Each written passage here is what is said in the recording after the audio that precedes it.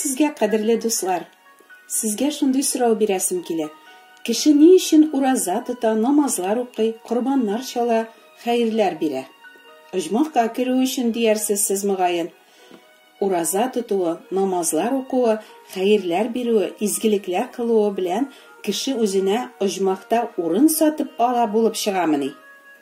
Ләкин Аллаһның сүзе менә нәрсә ди? Кеше бер ничектә үзенең туганын юлып ала алмый, һәм аның өчен Аллаһка берни бирә дә алмый. Җанын да бәя биреп котылдыра алмас, һәм ул мәңгегә булмас та. Кабергә ятмас һәм мәңге яшәү өчен Алланы беркем дә сатып ала алмый. Ишетәсезме? Мәңге яшәү өчен кеше Аллаһка берни бирә алмый. Аллаһы үзенең мәрхәмәтен кешеләрнең дини гамәлләренә һәм гореф-гадәтләренә сатмый. Аңа кирәк түгел Аллаһының сүзен артка ташлап, кешеләр кылган тышкы тәкъвалык һәм дини юллар үтәү. Кеше үз туганының җанында, үзенең җанында бәя биреп котылдыра алмый, ягъни юлып ала алмый. Бу сүзләрнең мәгънәсе турында бераз уйланыйк. Кемнәр өчен юлып алыну кирәк? Кул биләүчеләр җәмгыятендә еш кына кулларны бер хуҗадан икенче хуҗага сата торган булганнар. Кайвакыт кемнеңдер туганы яки якын кешесе килеп, кул яки әсир өчен билгеләнгән хакны түләп, аны иреккә җибәргән, ягъни аны юлып алган.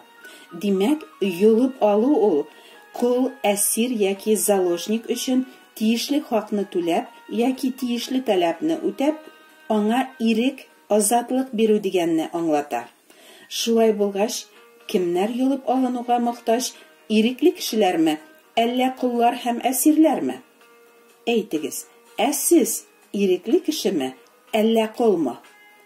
Кешеләр үзләрен «Мин ирекле кеше, мин беркемнең дә кулы түгел» диләр. Хәзер Алла сүзенә тагын карыйк. Сезгә хак сүз әйтәм. Гөнаһ кылучы һәркем гөнаһ кылы дип укыйбыз изге язмада. Без барыбыз да күп гөнаһлар кылдык. Алдаштык, урлаштык, ачуландык, нәфрәтләндек, талаштык, үпкәләдек, көнләштек, зина кылдык, тәкәбберләндек. Безне рәнҗеттеләр, без дә рәнҗеттек, кичермәдек, туасы балаларыбызны үтердек, сүгендек, канәгатьсезлек күрсәттек, комсызландык, ярыштык, яман сүзләр әйттек, каргадык, үчләштек, явызлык теләдек, дөнья кудык, акча яраттык, гадел булмадык, дошманлаштык, ялкауландык, кешеләрне хөкем иттек, гаипләдек, тупас, дурфа кыландык, түземсезләндек, үртәлдек. Кыскача әйткәндә, без барыбыз да гөнаһ кыллары булдык. Үзебезнең мин дигән путыбызга, ялган Аллабызга табындык. Аллаһыга буйсынмадык, аның сүзен белергә дә теләмәдек, санга да сукмадык, үзебезчә генә яшәргә теләдек. Менә ул иң изге затка каршы баш күтәрү. Менә ул Аллаһы каршында иң җирәнгеч, иң зур җинаят. Без барыбыз да тормышыбыз патшасын бәреп төшереп, йөрәгебез тәхетенә мин дип аталган җирәнгеч путыбызны утырттык. Кемдер оятсыз рәвештә «Минем гөнаһым юк, мин бернинди дә гөнаһ кылмадым» ди хәтта.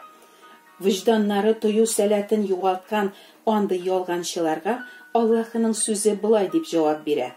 Әгәр гөнаһыбыз юк дисәк, үзебезне алдыйбыз һәм бездә хакыйкать юк. Без гөнаһ кылмадык дисәк, Аллаһыны ялганчы итеп күрсәтәбез һәм аның сүзе бездә юк. Менә шулай. Ничек уйлыйсыз, гөнаһларга карата Аллаһының мөнәсәбәте нинди? Раббы Алла кешеләрнең гөнаһ кылуына битараф кына карап торамы? Без беләбез, әгәр кеше җинаят эшләсә, ул хөкем ителергә һәм җәзага тартылырга тиеш. Кеше бик күп җинаятлар эшләсә генә түгел, хәтта бер генә җинаят эшләсә дә, ул барыбер хөкем каршына басарга һәм моның өчен билгеләнгән җәзаны алырга тиеш. Безнең кылган һәр гөнаһ изге Аллаһыга каршы кылынган җинаят ул. Һәм Аллаһы үзенең сүзендә моның өчен хөкем карарын инде чыгарган. Гынах өчен әҗер үлем.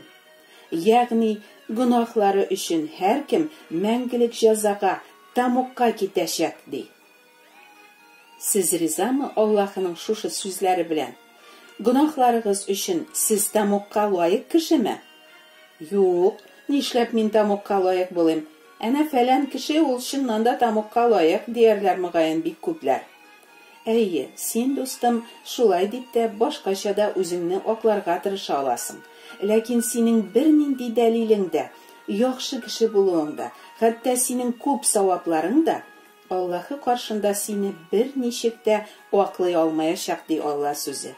Сиңа инде хөкем карары чыгарылган. Син гынахлы һәм мәңгелек тамукка китәргә тиешсең. Сиңа инде Аллаһының утлы угы төскәлгән. Тәнеңнән җаның чыгу белән үк син тамукка, мәңге бетми торган газап урынына китәчәксең ди Аллаһының сүзе. Бу дөньядагы иң начар хәбәр.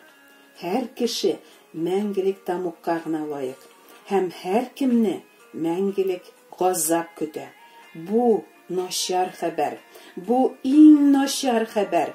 Моннан да начаррак, кайгылырак хәбәрнең булуы мөмкин түгел. Без кешеләр барыбыз да тамукка юл тотабыз. Дин тотмаучыларда, дин тотучыларда, игелек кылмаучыларда, игелек кылучыларда, савап җыймаучыларда, савап җыючыларда, курбан чалмаучыларда, курбан чалучыларда, бар кешеләрдә. Нәрсә соң ул тамук? Кешеләрне бер туктаусыз кортлар кимереп һәм һич сүнмичә уты янып торган җәһәннәм дип укыйбыз изге язмада. Тамук ул кешене Аллаһыдан мәңге-мәңгегә аерып торучы төпсез караңгылык, бетмәс төкәнмәс өметсезлек, елаш, акрыш, тешләр шыкырдату, бер туктамый кешеләрне кортлар кимерә һәм сүнми торган ут күлендә мәңгелек газап урыны. 100 миллион еллар үтәр, ләкин әле бу газапларның башы гына булыр. 1000 миллиард еллар үтәр, бу да әле газапларның башы гына булыр. Менә кайда ул кайгы, кайгы, мәңге бетмәс кайгы. Тамук гынах өчен билгеләнгән Аллаһының гадел җәзасы. Әйе, Аллаһы кешеләрнең җинаятләрен җәзасыз калдыра алмый. Чөнки Аллаһының гаделлеге шуны таләп итә. Ләкин Аллаһы гадел генә түгел, мәрхәмәтле дә.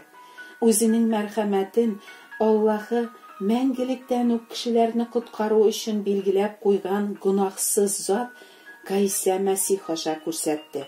Кешеләрнең гынахларын Аллаһы бәрәне итеп күктән җибәрелгән Гайса Мәсих үзе өстенә алды һәм алар урынына үлем җәзасын кабул итте. Шушы изге курбанны кабул итүен раслап, 3 көннән соң Аллаһы Гайсаны үледән терелтте. Без гынах кулларын юлып алу өчен Гайса үзенең гынахсыз каны белән хак түләгән. Менә ул яхшы хәбәр. Юлым хакын безнең өчен Гайса инде түләгән. Менә ул безнең өчен иң яхшы, иң сөенечле, иң мөһим котылу хәбәре. Гайса Аллаһы ачкан мәрхәмәт капкасы. Аның аша кирегез һәм сез котылырсыз дип вәгъдә бирә Аллаһы.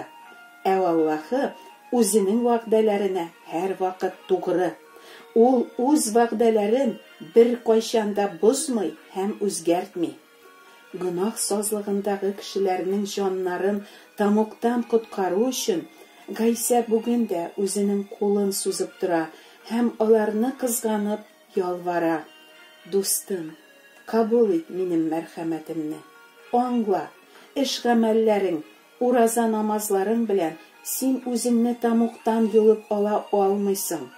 Вакыт бар чакта тизрәк тәүбә итеп борыл һәм иман ит. Нигә сиңа, мәңгелек газап урынына китәргә.